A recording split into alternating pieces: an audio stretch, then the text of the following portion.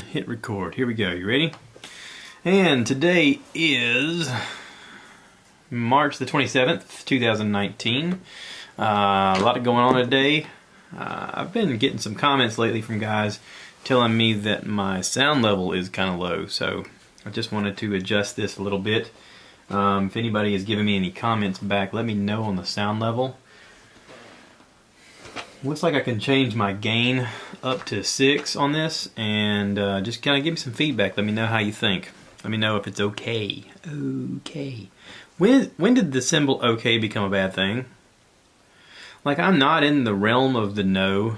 I don't know, like, what the cool kids are doing nowadays.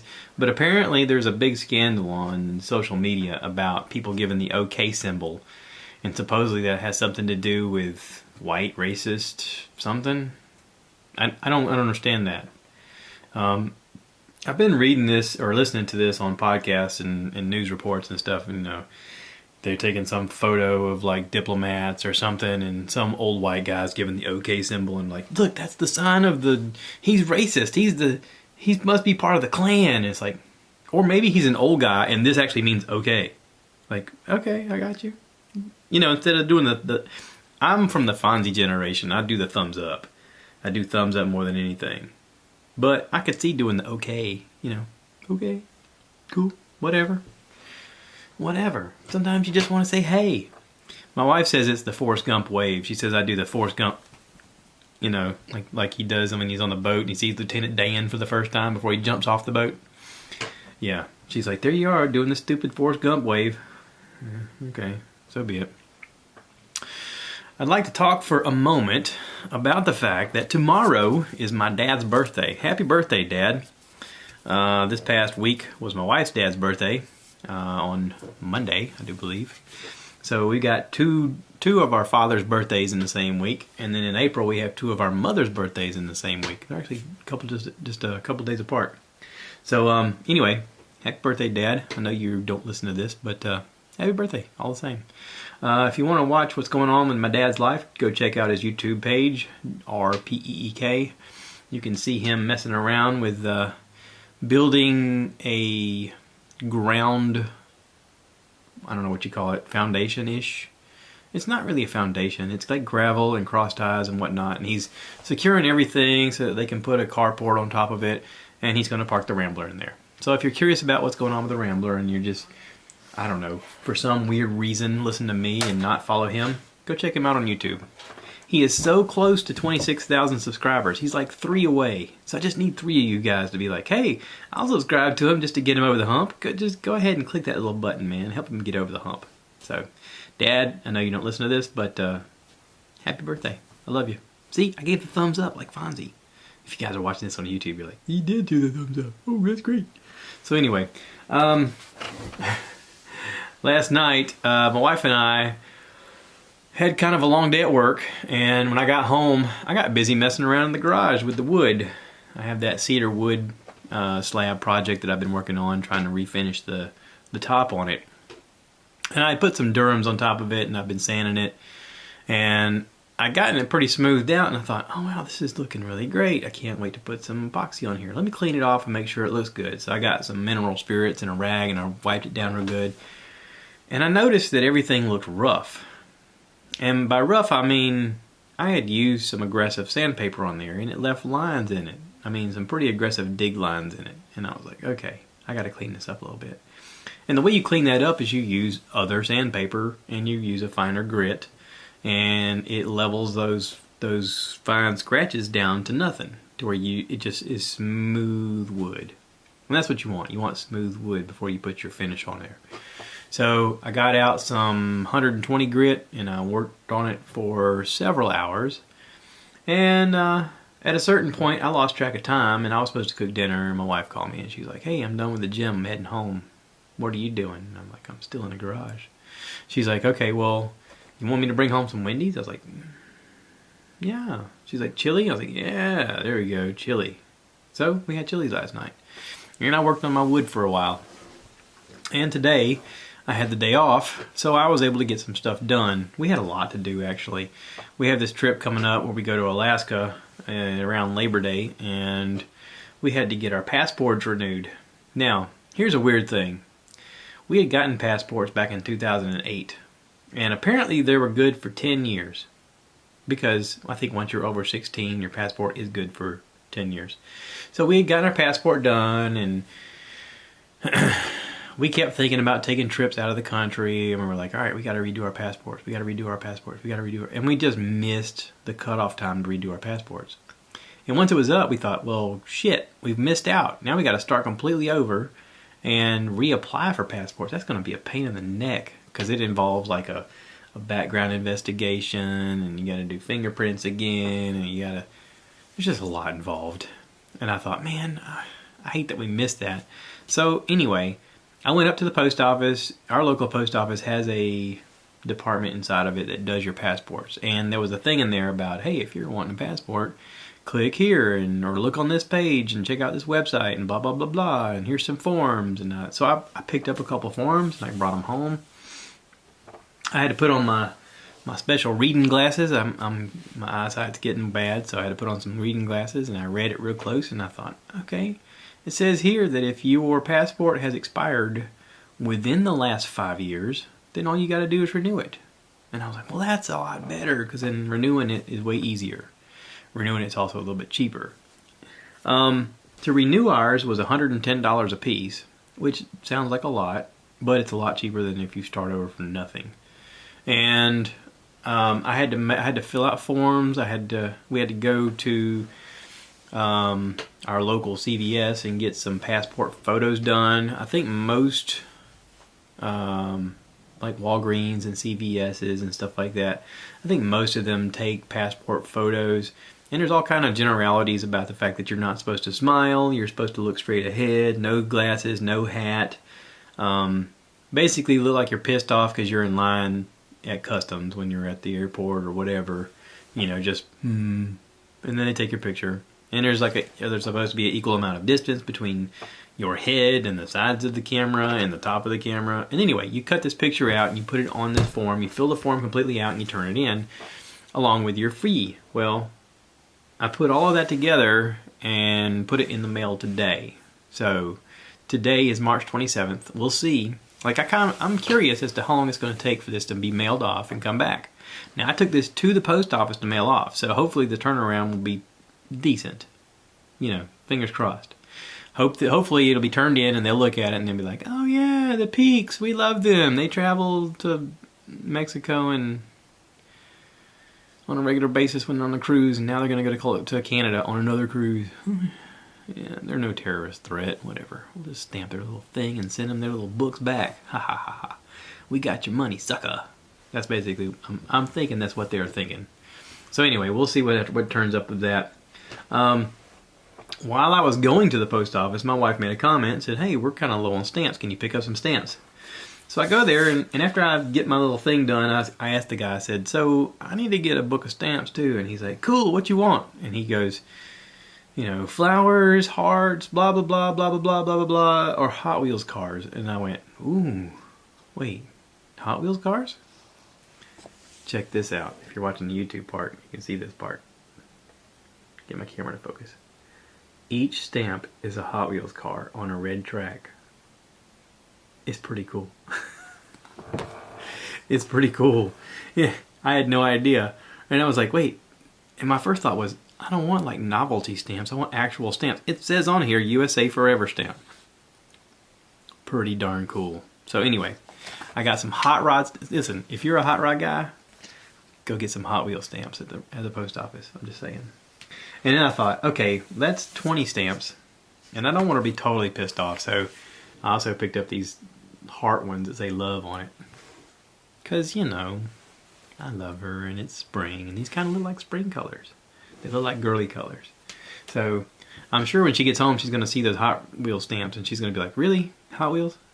Seriously? Hey, you left me unsupervised to go get stamps, lady. And this is what you get. I'm just saying. If you wanted different stamps, you should have gone yourself. You're lucky they didn't have Klingon ones or Star Wars ones. Ooh, what if they had Boba Fett stamps? Mandalorian. That would be so cool. So anyway, I went and got stamps, and we actually we had a lot to do today. It just worked out to where my mom was busy and couldn't come to lunch. So I was able to kind of get this stuff done without pressure of time. So after going to the post office, I met my wife at our local tax place. And here's the thing, okay? You guys listen to this, you know I do YouTube. And I've been doing YouTube since 2011. My tax preparer doesn't know what YouTube is. Let me say that again. The people who do my taxes don't know what YouTube is at all. Now, we live in 2019. You and I know that YouTube is the #2 search engine in the world behind Google. The people who do my taxes don't know what YouTube is. Can you hear me? Is that... It's all I could do not to scream and go, are you kidding me? Are you kidding me? You don't know what... What does it do? I looked at my wife, and my wife could see that my eye holes had become screaming faces going,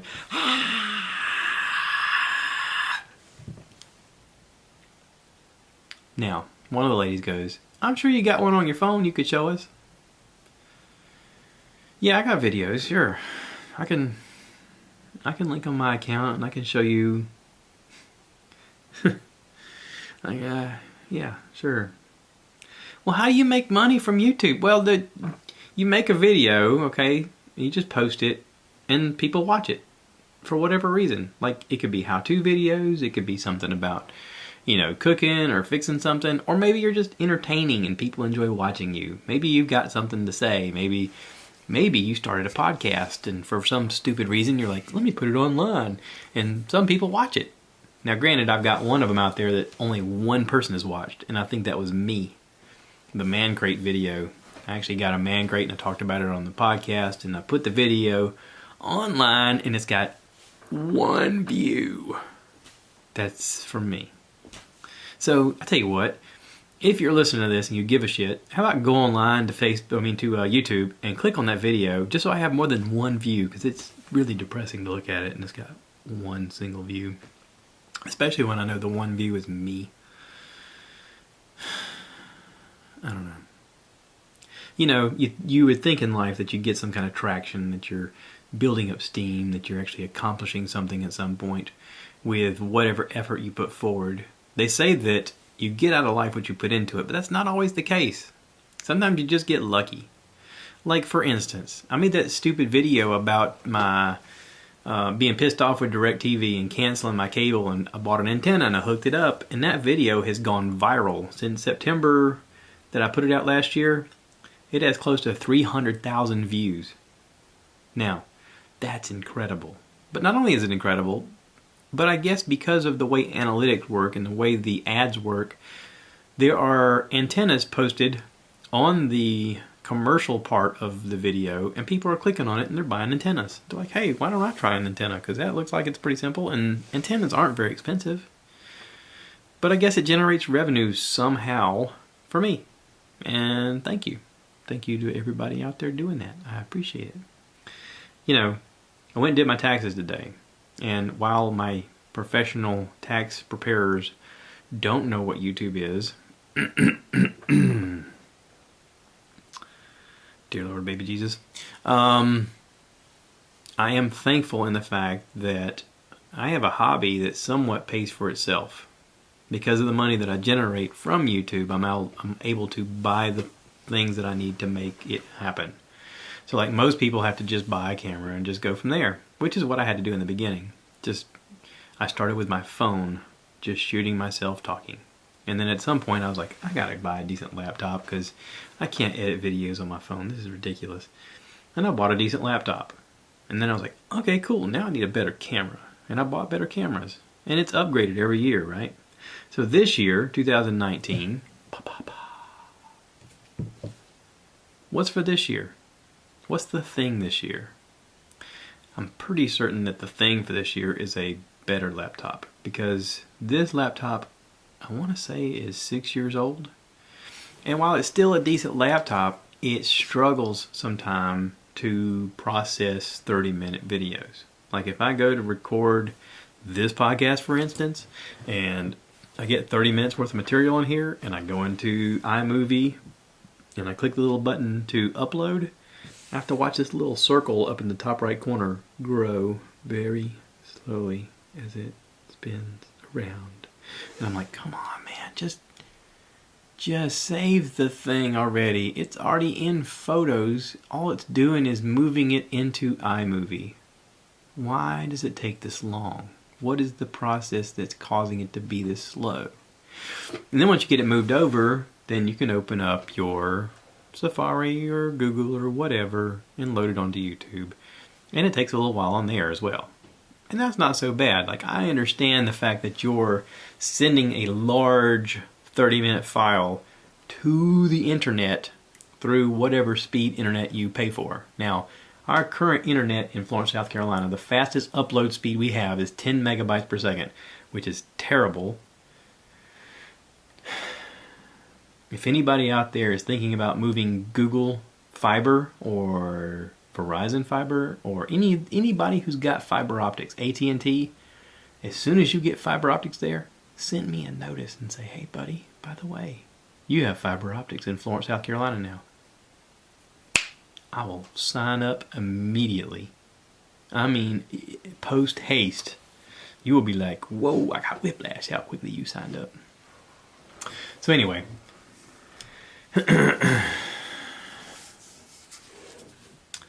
Guys. You hear that? It's a cold, refreshing beverage. Cold, refreshing beverage. If you're playing the home game, I have the day off, and that's a beer. Because I'm a grown-up, and I can have a cold beer. And it is yummy. I can just hear my wife going, are you serious? You're going to drink a beer on the air and people are supposed to listen to this crap? Yeah, baby. It's, free content. You get what you pay for. So, anyway. I left the tax preparer's office. Oh, and by the way, had to pay a lot of money in taxes. Was not happy about that. Now, here's the thing, okay? My wife and I have been extremely blessed. We have. I'm not going to hide the fact that when we got married, we made a fraction of what we make now. The two of us together didn't make what one of us makes now. We've been blessed. The Lord has blessed us, and I thank Him for it. And it also comes from a lot of hard work. Now, every year we go to do our taxes, we have generally made more than the year before. Some of that is because the economy looks like we're doing better. When Obama printed $2 trillion in his 8 years in the presidency, it has a way of inflating the economy in a way that makes everything look better, even though your dollar buys less. So some of that is just the economy adjusting. But in all honesty, we have made more money. Now, with that, you would assume that they're taking out more taxes. Well, for this year, for whatever reason, they took out like $2,000 less than last year. And we made $6,000 more than the previous year. Kind of a weird setup. So we end up having to pay more taxes this year at the end of the year. And I've heard people argue of the fact that if you have to pay taxes at the end of the year, that means you kept more of your money during the year, which is beneficial to you. And I understand that. But what if you're one of these a-holes out there that don't think about that kind of stuff and you don't save up money? We're lucky in the fact that we anticipate this kind of stuff and we save money and we think about, oh yeah, when we do our taxes, we're probably going to have to pay a couple grand. I mean, let's be honest, a couple grand. And we're probably going to get back from the state a little bit of money. And in the past, the amount that we've gotten back from the state has outmeasured what we had to pay for the federal. That's not the case this year. It's actually flip-flopped. We had to pay more than we got back. And the only reason we got any money back from the state is because of the YouTube business. Because I spent more than I made from YouTube. And the state takes less taxes. So thank you, state of South Carolina. I appreciate the fact that you guys are looking out for the small business guys who are trying to do something.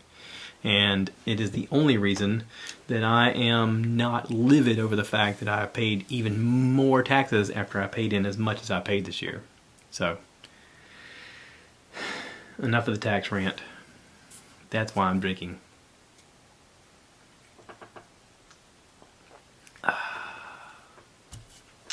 So, a special thank you to my wife for putting up with me and for helping me earn a great life, and I cannot thank her enough for her support and her effort and her diligence, I guess you'd say. Yeah, diligence. I hope that everybody out there gets to be with somebody who is their, I don't want to say equal. You know, I heard Oprah say one time, it's not that you look for somebody who completes you, it's someone who compliments you. And she's right. You know, I think it was during a movie, this guy, what was it, Tom Cruise in Jerry Maguire, when he looked at Renee Zellweger and he's like, you complete me. And everybody's like, oh, that's so sweet. And Oprah was like, no. You don't want somebody that completes you. You want somebody who compliments you. And she's right. Of course, the people who made the movie Jerry Maguire were trying to sell tickets, and Oprah is more of a philosopher in a way. I mean, she's trying to help you understand the bigger picture. And with that said, recently I read, not recently, but you know what I'm saying. Recently I read that someone had put on Facebook, Joe Rogan is the Oprah Winfrey for guys. And that's probably true as well. Joe Rogan has the finger on the pulse of guys in the world right now. Whether it comes to martial arts or fighting or hunting or psychedelics or thinking outside the box or comedy or whatever. Or just being a dad and a man and a husband and whatever. He's kind of the voice of our generation. I mean, we're going to look back at this time period and go, oh yeah, this was really a time where Joe Rogan had a large influence over the world. You know, his fingerprint or his footprint in our psyche is tremendous. And, you know, hats off to him, man. He's really doing the work. Again, nothing has been given to him. He's earned every bit of that. And, you know, I feel better for it. I feel smarter for it. I feel like I am more in touch with my fellow man before it. You know, people talk about the fact that before Joe Rogan had this platform, there was really a cutthroat mentality in comedy. And in all honesty, it was that way in life. Like, you were always in competition with the people that you work with or the people that you work around. And Joe has kind of introduced this mentality of, no, let's compliment each other. Let's help each other. Let's actually help each other succeed. Let me promote what it is that you do well, and let's take that ball and run with it. Now, he hasn't physically said that out loud. I don't think. I mean, he may have. I don't listen to all the podcasts. He's got too many of them. But he's kind of enforced that in walking the walk and talking the talk in such a way that I have taken up that idea and I've ran with it. Like, I want to promote the people who are doing positive things, and I want to tell them, hey, you're doing a great job. By the way, can I help promote you in some way? Can I help talk about it? You know, do you want help doing this thing? And I think that if we have that mentality with each other, if we all have that mentality of helping each other, that we can just help each other get better. We can all work together to get better, no matter what the task is. Whether it's starting a podcast, whether it's running a business, whether it's trying to get your small thing off the ground, whether it's having a voice over something that may be controversial or maybe somebody hasn't talked about it and you want an outlet, whatever the case is, let's all work together to help each other. That's all I'm saying. Because of this podcast, a friend of mine that I work with, Champ Lambert, reached out to me, and he realized I was doing this woodworking project, and he was like, hey, I do this kind of work on the side. I mean, my family, we're real into this kind of stuff. If you're interested, I can come help you. And I was like, yes, absolutely. I am going to visit my dad this weekend, and I'm picking up some wood from him, and then I'm going to go visit my brother and visit with him for a little bit. But getting this wood from my dad's, he's got some cedar that's down behind his house. It's just sitting there, and he was like, hey, if you want to come get some wood, I mean, come get some wood. So I'm going to make a trip and go visit him and pick up some wood. And I'm thinking that he showed me pictures of this stuff down, and it's not very thick, but it looks like I could possibly use this to make legs to my table, or tables, plural. So I'm looking forward to getting that and brainstorming the idea, and in the same process, like, I'll be honest, I don't know what I'm doing, but I'm enjoying the process of learning. Refinishing these tabletops, I'm learning about what doesn't work as much as I am learning about what works. My buddy Greg's mom, Donna, she redid these cedar slabs using Bondo, and I've tried to use fiberglass resin, I've tried to use epoxy, and I've tried to use Durham's. And I see now that the Bondo, there is a huge advantage to using the Bondo because of the fact that it hardens immediately, and then when it hardens, it's as hard as steel. And it looks like you can paint over it and sand it and all that stuff with no problems, and then it holds up, and it's waterproof. And, you know, I've had some complications using the resin. I've had complications using the epoxy. The Durham's has been okay, but it at times has pockets in it. When you sand it, you see holes, and you're like, come on, man, I'm just trying to get this stuff smoothed out. And it all looks like it's fine when you put it on there, but then when it dries, that's when the problems appear after you sand. So anyway, the Bondo works great. Donna's smarter than I am, and you know, I got no problem admitting that. I am learning, though. That's the big thing. I'm learning from something that it doesn't really matter how much I mess up, I can still fix it. Like, wood is one of those weird things where, you know, you can take away layers, you can add stuff to it if you have to. You know, there are chemical and epoxy agents that help you bond things to each other, so if you mess up too bad, you can add to it. And more than anything, it's just relaxing. Like, I'll find myself at work daydreaming about, man, I can't wait till I go home and get to mess with that wood. I want to see what happened. Did it dry? Is it ready to be sanded again? Can I flip it over and do the other side? Those little niches inside, those little crevices. I wonder if I can get my Dremel tool in there and like get that thing all smoothed out. Or do I even want to smooth it out? It looks kind of cool the way it is, all natural and live. So anyway, it's just some crap I'm thinking of. I hope everybody's doing well. Today's a beautiful day. The sun is out. The temperature is starting to warm up a little bit. It got cold yesterday after we had some rain. And, you know, it's a brand new day, right? I know last episode I talked about the OA. I think I was on episode 4. Okay, I finished the OA. And all I can say is, if you haven't watched it, go watch it. If you're a fan of Stranger Things, watch the OA. There's 2 seasons worth. It's amazing. By the end of it, you're going to be running around the neighborhood going, oh my god, oh my god, oh my god, oh my god, oh my god, oh my god, oh my god, oh my god, oh my god. It is so wild.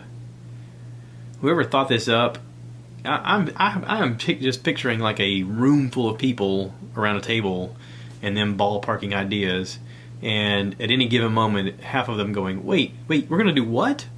How are we even going to shoot that? And all I gotta say is you guys are killing it. Keep up the good work. I can't wait till season 3. I wish it was now. So, that's it. Hope everybody's doing well. Thank you to King Jefe. I had them for lunch today all by myself. All by myself. I say all by myself. I got to sit down and hang out with Kyle. I was sitting down at the bar. When you go in by yourself, like there's always that weird thing of, you know, I normally get a table with my mom, but she's not here today, and fuck it, I'll just sit by the bar. So I sat at the bar, and the bartender was like, hey man, you want something to eat? I was like, yeah, sure. You're not going to sit at a table? No, it's just me today. All right, cool.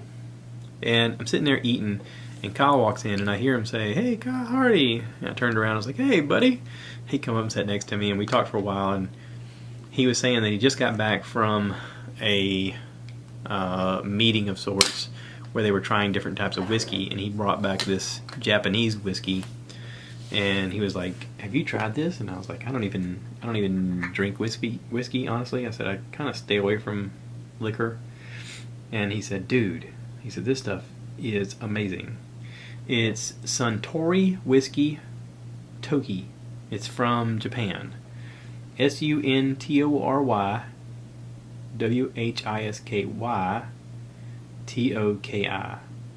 Okay?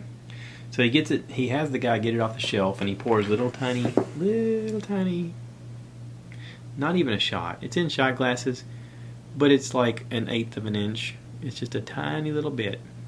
And he's like, "This is just a taster. I want you to try it." And I was like, "Okay, sure." What am I going to do, say no to Kyle? Are you freaking kidding me? So, it's not like my sister is serving me drinks. We have a policy in my house. I don't do shots with my sister. Brandy, if you're listening, I love you. So anyway, Kyle has the guy bring down tiny little shots, and we smell it, and I'm like, right away, I smell it, and I go, "Whoa, yep, that's alcohol." And so I'm like, all right, it's just a little shot. So I smell it a couple times, and I'm like, okay, here we go. He takes a shot. The bartender takes a tiny shot. I mean, again, it's not a shot. It's 1/8 of an inch. And in a rounded bottom glass, it's barely anything. So I drink it, and I'm like, wow, it's actually pretty smooth. And he's like, right? And I was like, yeah, it is pretty smooth. And one guy goes, "I smell marshmallows." And I was like, I don't smell that. I smell alcohol, but I don't smell marshmallows. I don't know how these guys drink certain drinks and be like, "Oh yeah, I can taste the oakiness," or whatever. Really? Can you? Or are you just saying that because you want to be cool? I don't know.